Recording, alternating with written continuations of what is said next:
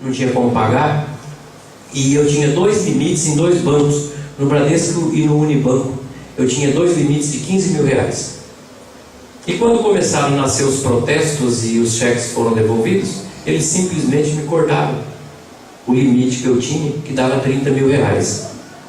Alguns clientes para quem eu vendia mercadoria também entraram na mesma crise que eu entrei e também começaram a voltar cheque desses meus clientes. Na época, esses são os cheques que voltaram da minha conta.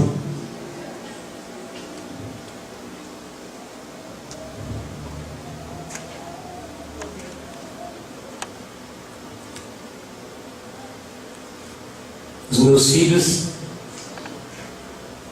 eles cresceram vendo esses cheques. Na sociedade que nós vivemos, como a palestra de ontem, essa sociedade de consumo, o homem vale o que ele tem. O banco te examina pelo saldo que você tem. Eu valia 30 mil reais até um determinado dia de dezembro.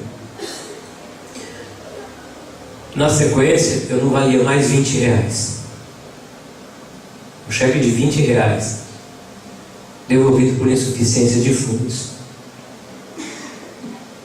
Nessa época, eu cheguei ao ponto de falar para minha esposa, pegar os filhos. O Pedro, na época da campanha, ela estava grávida do Pedro. Eu falei, vai para a casa do teu pai, lá tenho que comer, tenho que beber. Eu vou me virar. Eu me lembro que a Carol pediu uma maçã. Não tinha. Eu me lembro que o cara da Copel falou, eles vão cortar tua luz. E eu não pedia arrego mesmo para ninguém. Eu não ia, nunca pedi. Minha mãe sabia o que eu passava. Ela tinha dinheiro, mas ela não quis me ajudar. Direito dela. Eu tinha amigos, mas eles sabiam que se emprestasse para mim eu perder o dinheiro. Estava quebrado. E o amigo que trabalhava na Copel falou, Luiz, eu vim para cortar tua luz. Eu falei, o cara não corta não. Nesses dias eu já estava começando a vir estagiar com a Ari. E ele falou assim, olha, eu vou esperar até a tarde. Eu conversei lá em casa e falei, olha, eu tenho que arrumar um dinheiro hoje para pagar a Copel, porque senão vão cortar a nossa luz. Vou cortar o fornecimento de energia elétrica aqui em casa. Aí ele falou, tem porquinho da Carol, as moedinhas aí, não sei quanto vai dar. Falei, vamos esperar até a tarde? E eu vim para Paranavaí, entrei lá no escritório do Ari, que ele tinha me dado o estágio. Trabalhei aquele dia todo, esperando que viesse algum milagre, alguma providência. O que vinha era cobrador me cobrar ali. E eu explicava para os meus credores, olha, a situação é essa. E graças a Deus nunca passei nenhuma vergonha, nunca fui ameaçado por ninguém, porque eles conheciam a minha índole. Muitos me incentivavam, falavam, você vai pagar, você vai vencer.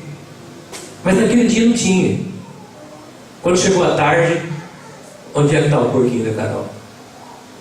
Está aqui, quebra essa bexiga aí. Catamos uma moedinha, pagamos uma conta de luz. E eu vinha para cá para trabalhar. Acabava a gasolina, o álcool, tudo deu rei no meio do caminho. Gente que me conhecia parava, dava um pouco de álcool.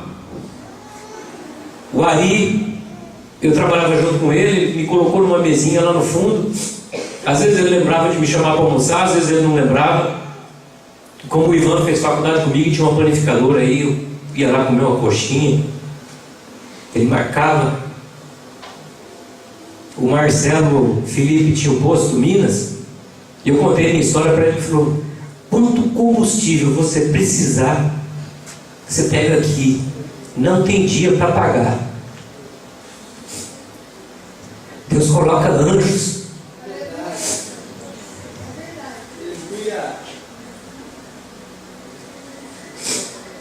Em janeiro, o Ari foi para a praia em dezembro, eu peguei tudo que ele tinha lá parado, tentei resolver tudo que ele tinha. Fiz o exame da OAB, não sabia o que tinha dado. O Ari volta em janeiro, o prefeito não pode me nomear, eu não tenho OAB. Ele falou, você vai ter que trabalhar mais um mês de graça. Falei, senhor, o que seja feita a sua vontade. E eu comecei a trabalhar, continuei estagiando ali no escritório, trabalhando para a prefeitura sem receber. O prefeito disse: quando eu puder eu te pago alguma coisa do meu bolso.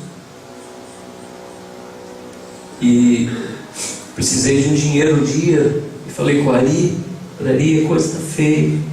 Eu tinha um carro, eu vendi. Eu tinha uma chácara, eu vendi. Tudo que eu tinha eu vendi, eu não tenho mais nada. O ex-marido dessa moça que está aqui, da Clícia, ele trabalhou comigo muito tempo, e eu tinha que fazer o acerto trabalhista dele. Eu falei: Neno, não tem como te pagar, cara. Ele falou assim: eu vou me casar agora, e eu precisava comprar um sofá. Eu falei: leva o meu.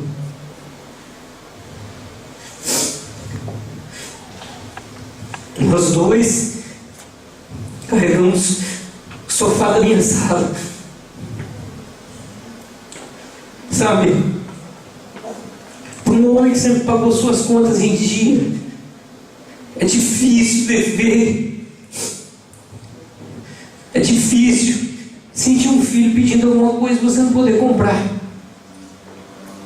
E eu colocava de manhã aquele meu terninho azul e aquela gravata, e vinha para cá e falava: que advogado sou eu? Que sacrifício é esse?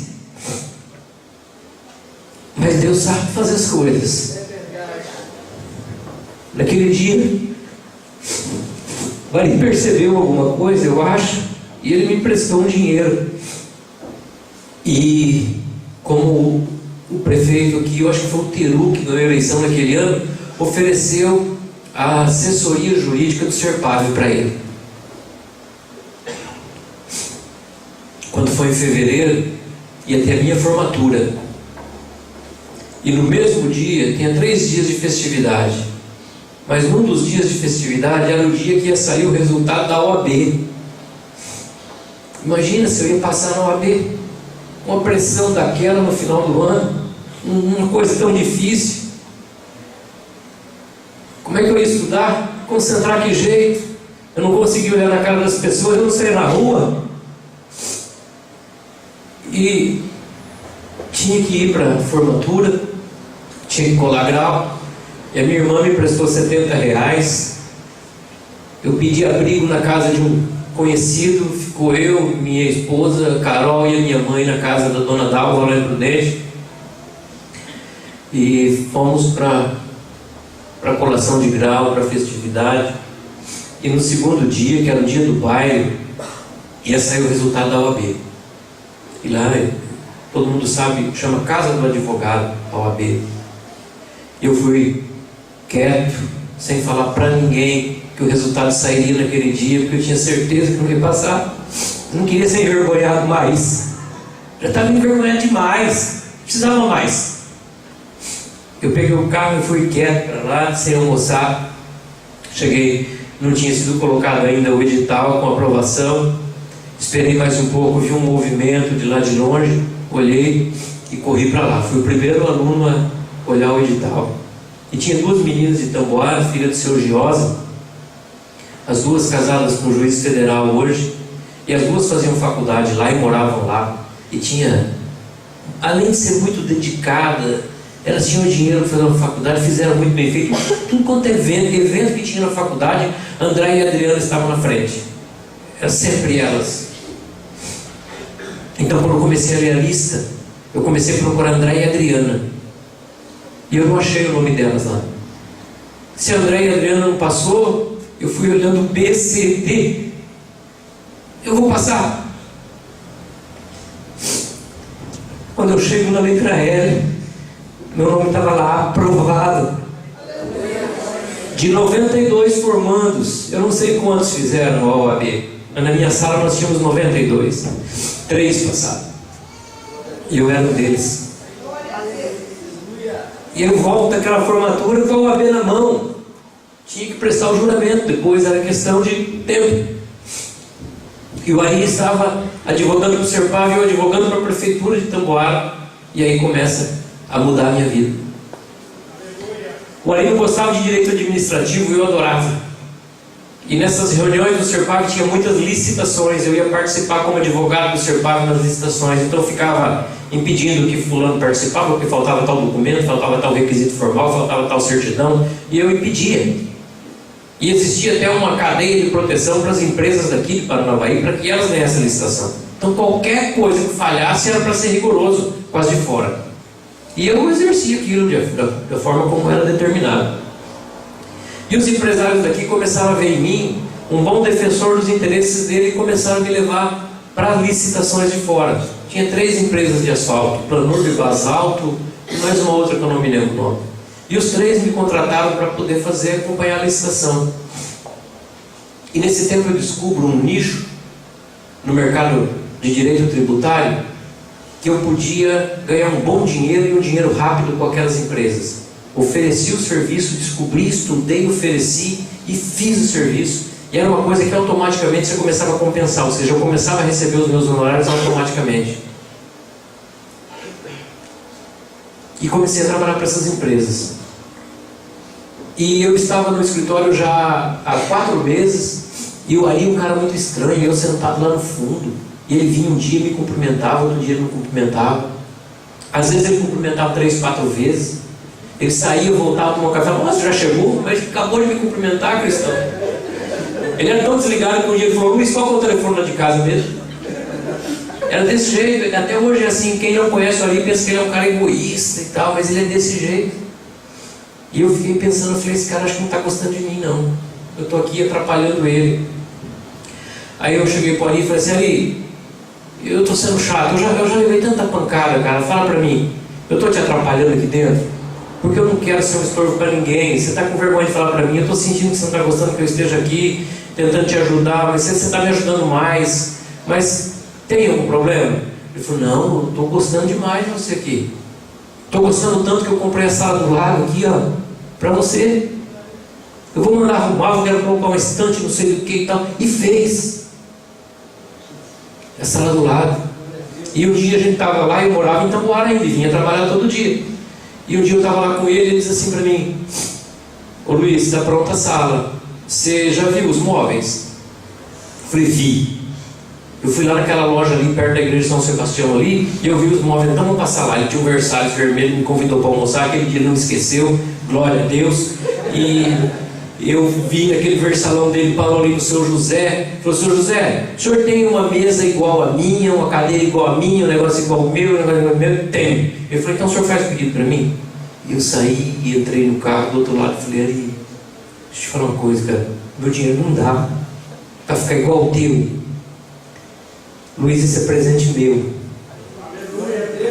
Se você sair do meu escritório amanhã, pega esses móveis e leva. Tem gente que fala assim: cara, você trabalha demais, o Ari não faz nada. Eu falo: cala a tua boca. Se eu tiver que limpar o chão da casa dele, eu limpo. Eu saio com ele, faço comida para eles. Eu gosto de fazer, eu gosto de servir. Eu tenho fidelidade a ele. Ele foi outro anjo que Deus colocou na minha vida. E eu dentro do escritório comecei a trabalhar para essas 3 empresas, e com 6 meses de formado eu tinha juntado 14 mil reais. Eu tinha resgatado todos esses cheques que eu fiz questão de atualizar para vocês hoje. Atualizei, não coloquei juro não, é só atualizado. Daria 91 mil reais. Em 6 meses eu paguei 91 mil reais e guardei 14 para dar entrada na casa própria que eu comprei aqui em Paranavaí.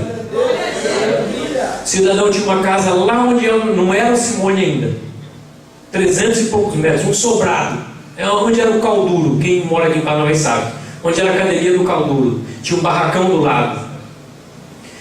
42 mil reais ele queria. Eu dei 14 mil de entrada, 14 com 1 ano e 14 com 2 anos para pagar em sacas de milho, em forma de correção. Dentro de mais 6 meses eu tinha juntado 20 mil reais. Cheguei para ele e falei: eu tenho 20 mil reais para quitar a casa. Quita? Ele falou: quita, está aqui. Em menos de 1 ano de advocacia, eu tinha comprado e pago a minha casa e já tinha quitado todas as minhas dívidas. O Ari tinha um negócio dentro do escritório, um filão muito grande. Ele ganhava muito dinheiro com ações contra consórcio. Eu também ganhei muito dinheiro com isso. Mas eu cheguei para ele e falei: Ari, me ajuda aí, cara. Pega esses negócios que você tem aí, passa o que você não quer, passa para mim para eu fazer. Ele falou: não posso. Não posso porque eu tenho um contrato com um amigo meu. Ele pega a procuração, tudo que ele pega ele traz, a gente racha. Tudo que eu faço eu racho com ele, eu tenho um combinado com ele, não posso colocar mais ninguém no negócio. Mas tem umas porcariazinhas aqui que eu não quero, você faz aqui, ó. E me deu lá umas procurações, eu fui atrás, consegui. Eu ficava pensando: 6 salários, mais um salário que eu ganho daqui já dá 7, dá para ir guardando, dá para fazer alguma coisa. E comecei a pegar aquelas coisas. Aí eu lembrei que eu tinha uma moça que era bastante amiga minha, da época do colégio, que trabalhava no automotor.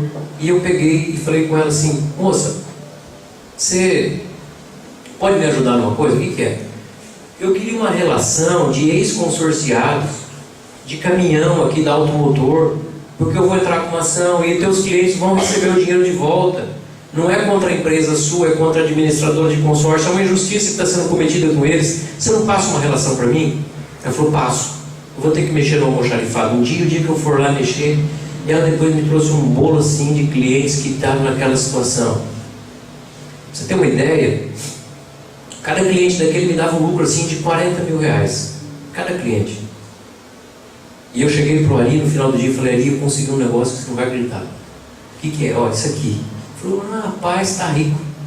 Resolveu tua vida, agora você está tranquilo. Não, eu quero fazer isso junto com você. Ele falou: mas eu não posso. Eu falei para você que eu tenho uma sociedade com o Marcelo. Chama o Marcelo, a gente divide por 3. Chamou o Marcelo aceitou. E aí eu vou dizer uma coisa para vocês: aprenda a repartir.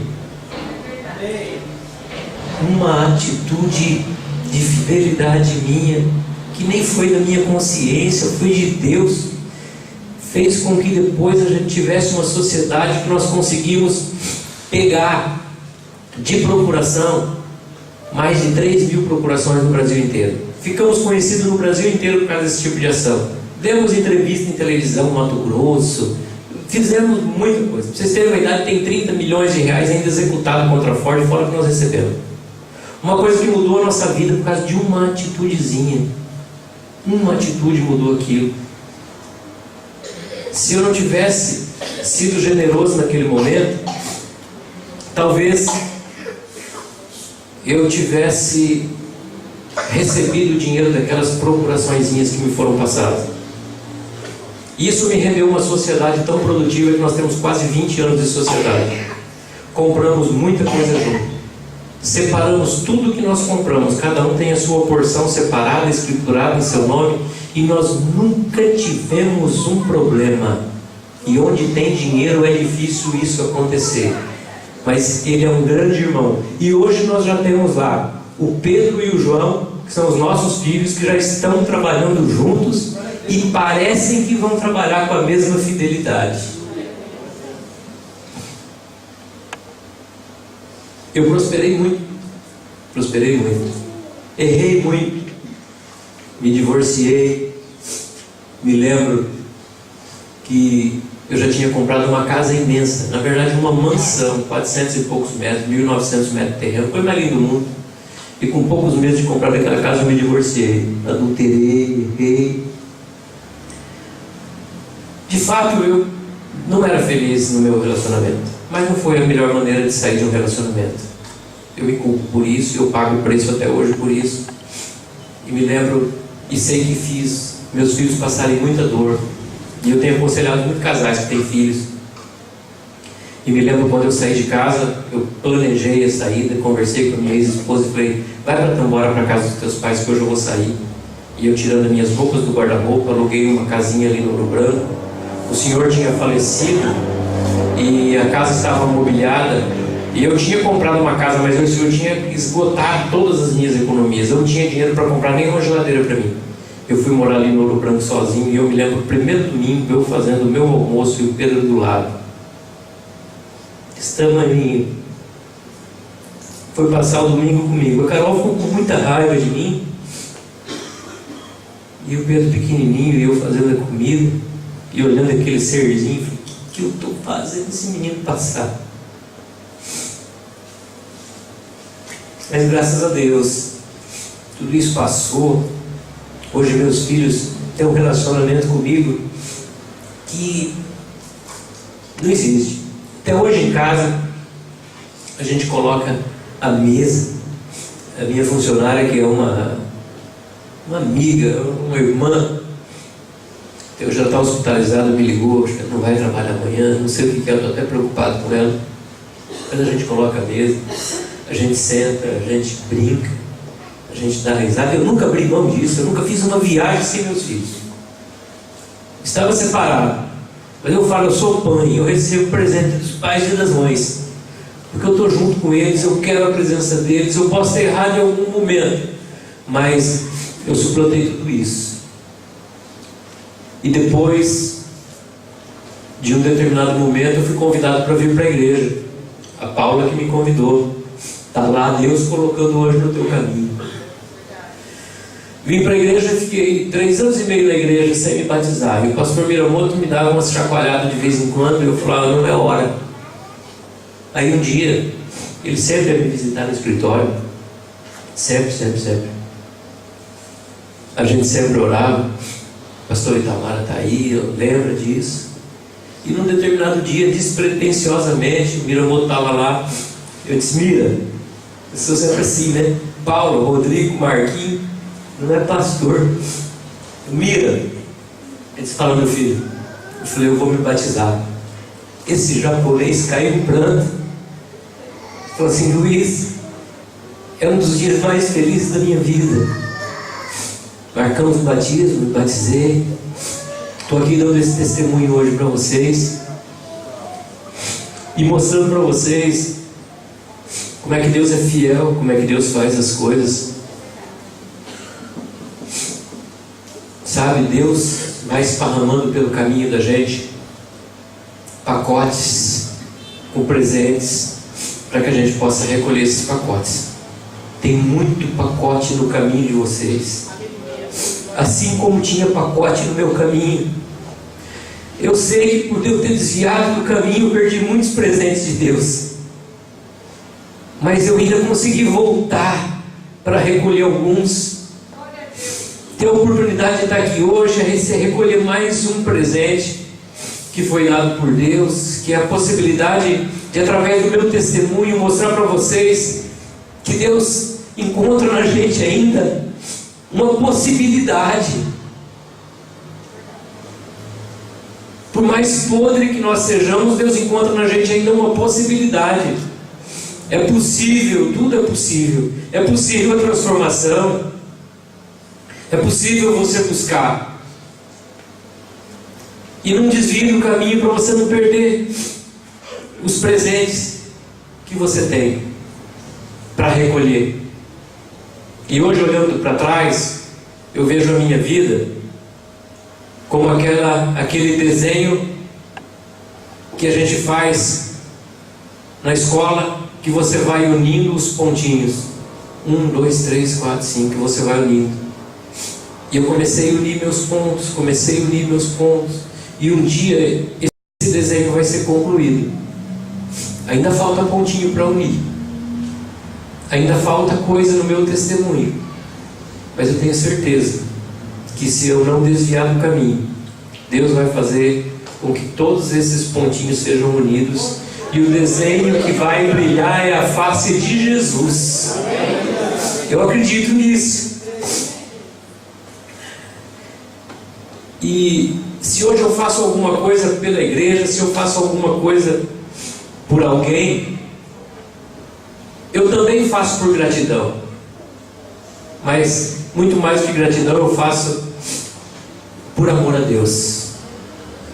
E eu quero encerrar o meu testemunho trazendo o versículo 4 do capítulo 12 de Isaías, que diz assim: naquele dia vocês dirão, louvem o Senhor, invoquem o seu nome, anunciem entre as nações os seus feitos, e façam-nos saber que o seu nome é exaltado. E em 2 Coríntios 4,15 diz assim: resumo a minha vida aqui, tudo isso é para o bem de vocês, para que a graça que está alcançando um número cada vez maior de pessoas faça que transbordem as ações de graças para a própria glória de Deus. Amém? Eu agradeço essa oportunidade, peço desculpa pela demora do meu testemunho, mas não podia deixar de falar cada um desses detalhes para vocês. Muito obrigado, em nome de Jesus, sejam todos abençoados.